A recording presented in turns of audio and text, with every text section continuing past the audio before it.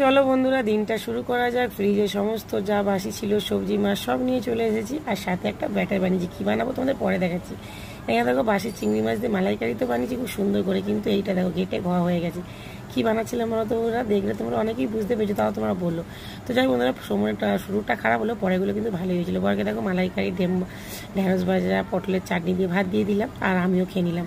আর ঘেটে ঘোয়া যেটা হয়েছে সেটা তো আর এদেরকে টিফিনে দেওয়া যাবে না, সেটা আমি খাবার ভালোগুলো বেছে বেছে বড় ছেলেদের টিফিনে দিলাম। আর এই যে দেখো এখানে সুন্দর করে সাজিয়ে নিয়েছি, তোমাদেরকে পোজ দিয়ে ফটো তুলে নিচ্ছিলাম। আর চাটনিটা কিন্তু দারুণ হয়েছিল বন্ধুরা। এই দেখো ঘেটে যেটা ঘর হয়েছে সেটা আমি খেলাম, আর ভালোগুলো ছেলেদেরকে দিয়েছি আর বরকে দিয়েছি। নিজে বানিয়েছি বন্ধুরা, খাটনির পয়সা ফেলে দিলে তো হবে না। আর দেখো জামা কাপড় কাচতে কাচতে দেখবো অনেকক্ষণ জল কাটার সময় শাখার ময়লা কিন্তু পরিষ্কার হয়ে যায়।